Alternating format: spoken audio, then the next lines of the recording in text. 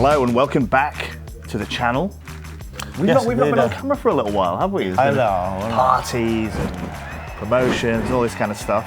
But we're back with a new series, and that is Bad Habits in Recruitment. Okay, so we're going to try and deal with one bad habit at a time. There are lots of them, right, that people kind of slip into. What's the first topic? Actually, some people might not consider to be a bad habit. For sure. But if you're a pro like us, then it's a very, very big no-no, basically, which is blind CVs. What is a blind CV? So a blind CV is basically a CV where the name of the person, a couple of the latest company that the person has worked for have been erased, basically. Usually it's a common technique to use doing contract negotiations, at the beginning of a contract negotiation, and a client might want to have some kind of testimony of the quality of people and that you could potentially introduce. So to make it easy and simple, you're gonna send this CV to attract the client into and lure them into a potential negotiation, basically. I think in the Japan market, what's common is the client, when you're negotiating a contract, the client will say to you, okay, we're not sure whether we want to work with you or not. Send me some blind CVs to prove that you have candidates that are worth me meeting. Yeah. And then maybe I'll sign the contract with you based on the strength of those random CVs that you sent across. Yeah. So why do you think it's bad, Matt? So I think for me, there's two things, and I'm going to talk in terms of Cornerstone. I think actually when you negotiate a contract, especially for a decent sized business like us, we've got lots of different teams. Maybe you're in the IT team and they have an IT job currently, but you're negotiating a contract for the whole business, right? Not just for you as an individual.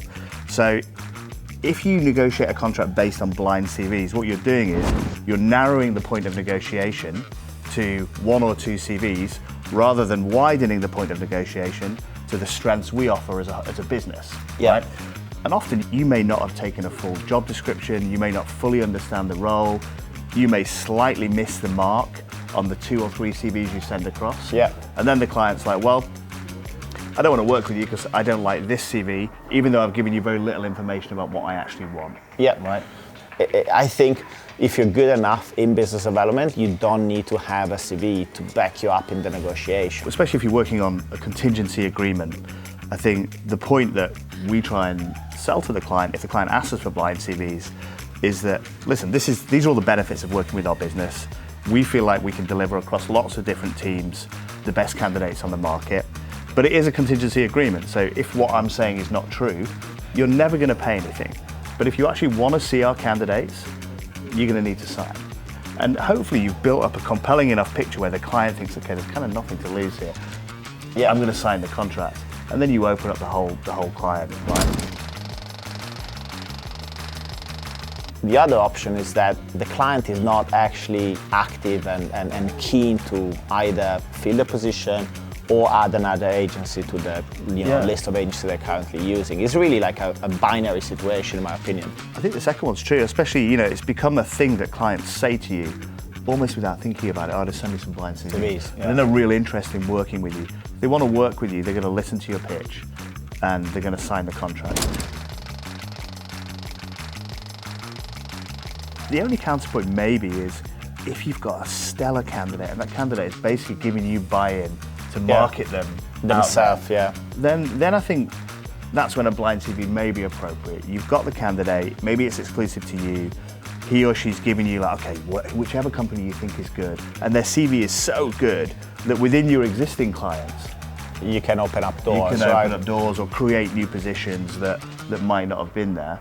The structure, though, should still follow a standard contract negotiation structure where you do send the candidate out, and if the client is interested in meeting this candidate, then a contract negotiation should start and should be finished before the client actually sees the candidate and meet the candidate. Otherwise, you have the risk of working without a contract, which is, I think, the topic of our next video, right? It is. So I think that's the basic bit of advice.